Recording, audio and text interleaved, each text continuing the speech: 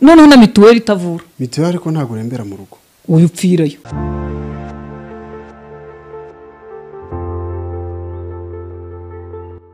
Mutwemerere twongere tubahe ikaze kandi tubashime, tunabashimire cyane abadukunda mwese n'abadukurikira.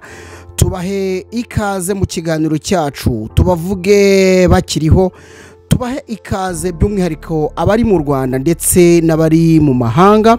Mwese tubahe ikaze, mbibutse ko guhoberana bikura ibicuro ku mutima. Imana ntipfa, ihoraho.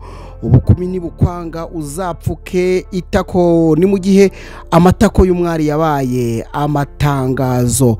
Ntukarye amanwa aho akavuze, ariko ntugate n'umwanya aho utakavuze. Baca umugani bagira bati kubungana umunyu biwuhindura ivu. Ubutunzi bw'isi buyoyoka nk'igicu. Nyabuneka ujye uzirikana ko utakwiye kwirata ibintu, ahubwo uzajya wirata abakene wakuye mu bukene. Mbahe ikaze cyane kandi mbashimire by'umwihariko aho uyu munsi tubazaniye ikiganiro nanone tubavuge bakiriho. Uyu munsi tugiye kuvuga ku mudamu wanyu mukunda muri benshi, Mutesi Scovia. Mutesi Scovia uyu munsi niwe tugiye kugarukaho. Sinzi nimba bwaba ari ubwa mbere waba umwumvise cyangwa ukaba umubonye. Ni umwe mu badamu dufite kuri buno butaka ukora ibidasanzwe. Ni umudamu abenshi nakubwiza ukuri abamaze kumumenya baramutinya. Mu magambo make abamaze kumumenya baramutinya. Mu ma interview atandukanye n'ibiganiro bitandukanye uritwararika cyane. Abenshi baritwararika kubera ibiganiro bisesengura kandi bikamena imitima ya benshi bya Mutesi Scovia. Uyu mudamu tugiye kuvugaho, ariko ndagira ngo mbanze mbabaze, wowe umukundira iki? Ese nimba umukunda niki bikumariye? Ubwo cyane cyane mbwire baba ndi nubundi bashaka gukoresha imbuga nkoranyambaga cyangwa bazikoresha, ariko cyane cyane ndabwira abatarazikoresha. Byaba bibabaje ukunda Mutesi Scovia ariko ukaba nta kintu uramukuraho. Byaba bibabaje ukaba hari byinshi wigira kuri Mutesi Scovia ariko ukaba nta n'ikintu niki uramukuraho. Cyaba ari kibazo gikomeye. Ngiye kubabwira bimwe mu bintu bikomeye Scovia yagiye akora bigatangaza abantu. Turagenda tuvuga byinshi cyane, ndabizi neza ko mwese abamukunda n'abamukurikira. Nawe uraza kutwandikira muri komanteri ugira uti namukuye wiki yatumye ntinyuka ndakora, yatumye menya ko social media nanjye nayikoresha, yatumye muraza kutubwira byinshi cyane. Reka rero mbahe ikaze mwese by'umwihariko dutangirire kuri iri jwi rya Mutesi Scovia. Noneho na mituweli itavura. Mituweli ariko ntago urembera mu rugo, uyu upfirayo. None se muganga kubwa turwaye malaria agenda ugure kwalite mu gataha ntuyinywe bigenda bite? Mwamaze kumwumva rero, yitwa Mutesi Scovia. Uyu nguyu yavutse mu mwaka w'1986, avukira mu burasirazuba bw'u Rwanda. Ni ukuvuga ngo Mutesi Scovia murumva ko ari mutoya ugereranije nuko umubona. Abantu benshi nyine bari banazi ko wenda yaba agize gute ari mukuru, kuko bakunze kuvuga ko abantu b'intyoza mu kuvuga akenshi baba binajyana n'imyaka. Mutesi Scovia rero akaba ari umudamu uzwiho kugira ijwi ryiza cyane. Ninkubwira ngo agira ijwi ryiza cyane, ibyo ngibyo urabindusha kuko ushobora kumukurikira kenshi yewe kurenza ako namukurikira. Ni umudamu rero mu by'ukuri tutabura kuvuga ko afite ubwiza, nabwo tubuvugeho. Ni umudamu rwose w'uruhanga ruhanganye, ubuhanga kumureba nukurarama. Ni umudamu uvuga ariko imvugo ye ikaba isubitse ubuhanga n'ubwenge. Mutesi Scovia akaba ari umudamu rwose wamenye ubwenge, yamenye ubwenge adafite nyina umubyara, akivugira ko akunda ise cyane. Abana b'abakobwa ho usibye ko kuri ako kantu ushaka kugahuriraho n'abandi benshi bivuga ko abana b'abakobwa bakunda base bababyara. Mutesi Scovia rero yatangiye itangazamakuru mu mwaka wa 2011. Ahangaha ntekereza ko murumva ko afitemo experience. ariko kandi Mutesi Skovia akimara kugera mu mwuga w'itangazamakuru yatangiye gukora ibidasanzwe ndetse bimwe birahinduka rwose, aho dushobora kuvuga ku bijyanye n'uko Mutesi Skovia yavugiye abo twakundaga natwe kumva mu majwi yacu, ibitangazamakuru bibigarukaho ariko ugasanga ntago biva imuzingo babigere imuzingo. Mutesi Skovia yavugiye abarimu arabavugira avuga ati mu by'ukuri ntabwo bikwiriye ko rwose abantu baduha ubumenyi n'ubuhanga, bakwiriye kuba bahembwa intica ntikize. Niko byagenze rero Mutesi Skovia yarabavugiye, kandi koko guverinoma y'u Rwanda ntabwo yatinze, koko nayo ni bamwe mu bantu bakunze gutega amatwi bagahita banashyira mu bikorwa, barihuse cyane bahita bahindura ikibazo cy'abarimu. Kuri ako kantu ngira ngo ni ikintu kidasanzwe benshi mwamenye kuri Mutesi Skovia.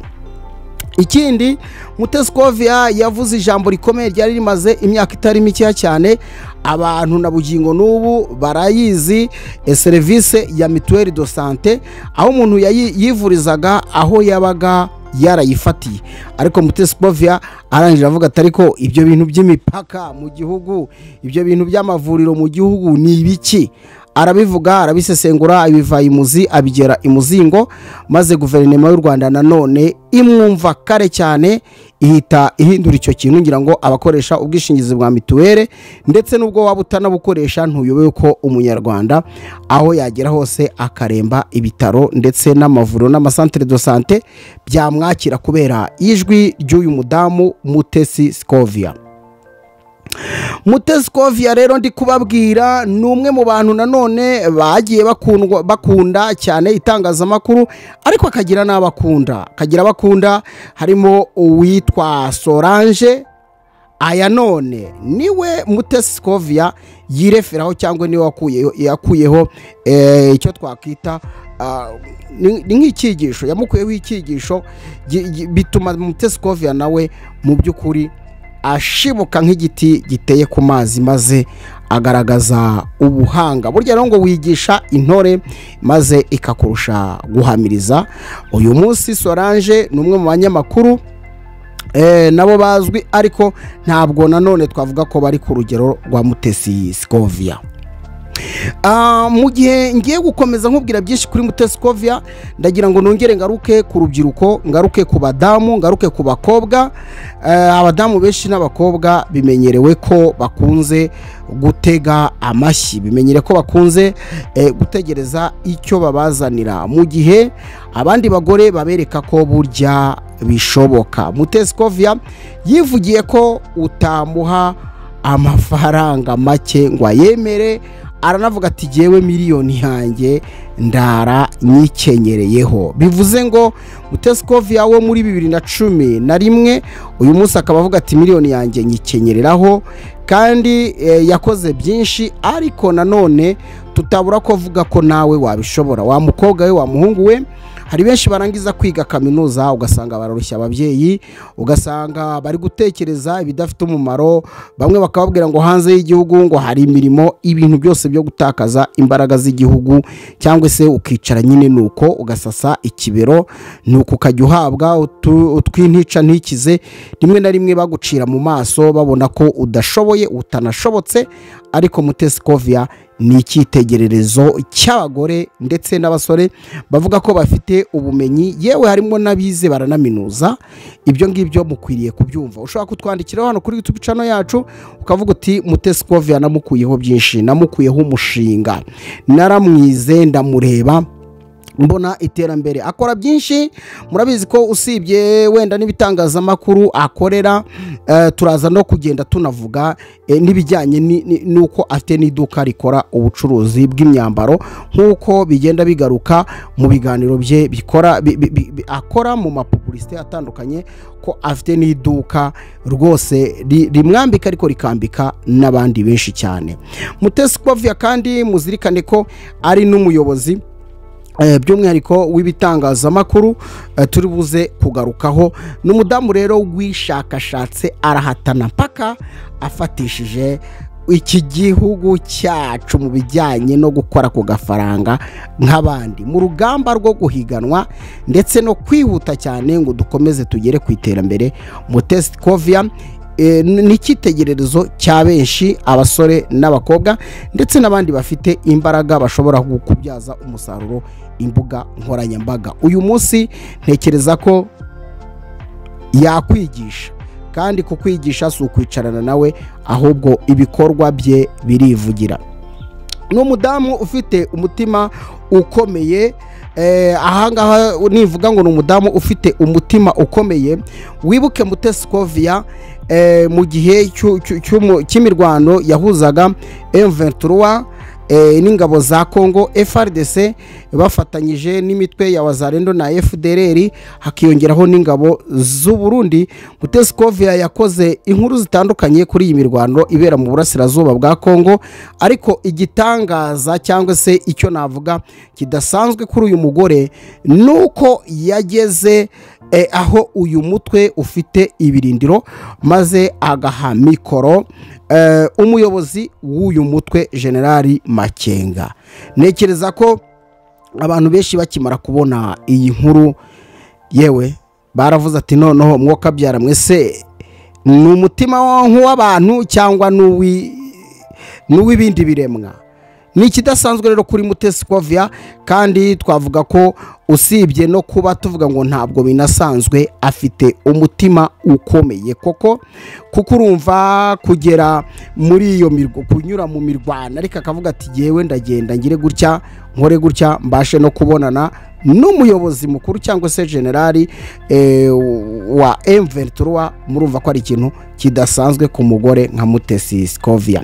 Mutesi Scovia rero ni umukozi cyane, ni umukozi karahabutaka, ni umukozi uhinga ku manywa agahinga na nijoro. Kuruhuka kwe ibyo byo ntiwabimbaza, niwe wabibaza. Abantu benshi bakomeje kubyibazaho ndetse bikabatangaza kuko nta nkuru icaracara kuri buno butaka bwo mu Rwanda ndetse n'ibihugu bidukikije utasanga kuri YouTube channel yitwa Mama Urwa Gasabo ndetse na Mutesi Scovia. Mama Urwa Gasabo ikaba inaboneka ku masheni anyura ku masheni atandukanye ku hano mu gihugu cyacu cy'u Rwanda.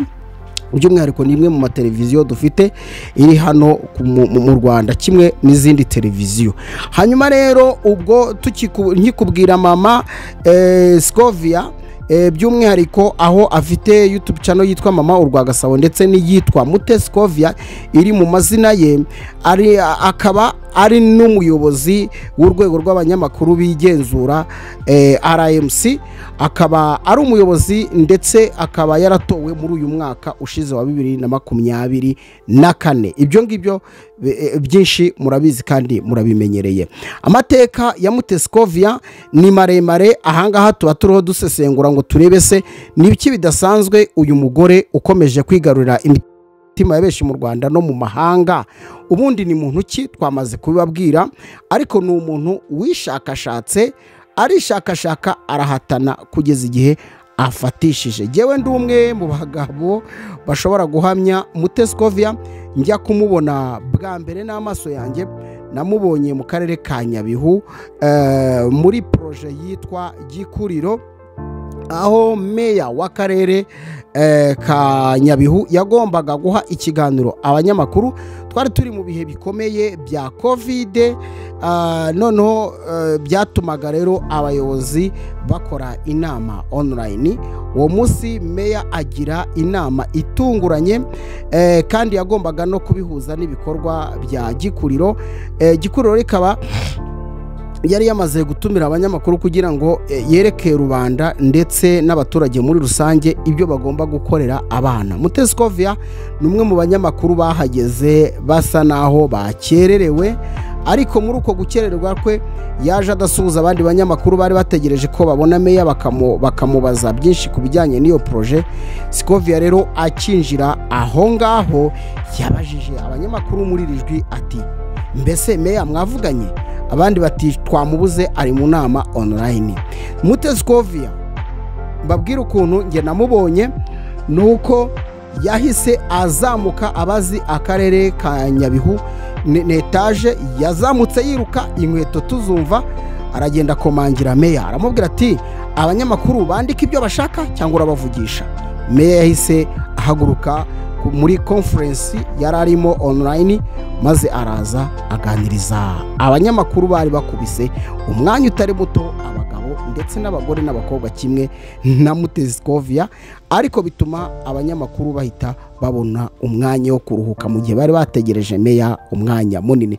N'umudamu rero udasanzwe, buri wese ashobora kuba amufiteho ubuhamya burenze ubwanjye, ariko icyo dushaka ko by'umwihariko abadukurikiye mumenya kandi mukanumva nuko ukwiriye kumenya ngo ese nimba nkunda umuntu, nimba naramukunze, nimba mubona niki jyewe nshobora kumukuraho, ko nanjye mfite ijwi, nkaba mfite n'uburyo nshobora kubona mu buryo bwo kuvuga, nkaba mfite na support mu buryo ubu n'ubu, niki gituma nanjye ntakura amaboko mu mufuka cyangwa amaboko mu ngutiya ngo nanjye nkore? Ni byiza rero ko burya abantu bacu, abasitari bacu tubavuga bakiriho, tubavuge ibigwi, tubakundishe n'abatabakunda, cyane cyane aho mushobora kwigira kuri byinshi bakoze, kugira ngo tubone uko tugenda tubakuraho umusaruro mu buryo butandukanye. Ndatekereza rero nahinira ahangaha ikiganiro gitoya nifuje ko twavuga kuri Mutesi Scovia. Ntekereza ko nawe ugiye kuduha igitekerezo kugira ngo dukomeze dusangire zino nkuru ziri gutambuka ku miharuro yo mu Rwanda. Mbashimire cyane kandi mbifurize amagara mazima. Utwandikire muri komanteri uvuga uti ibyo ari byo byose ndifuza ko muzavuga no kuri uyu, mukavuga no kuri uyu, mukavuga no kuri uyu, muba mudufashije. Kandi wibuke gukora subscribe, n'iryo jambo rikandeho, nukuri uduhe amaboko yawe. Mbashimire cyane rero, mbifurize amagara mazima.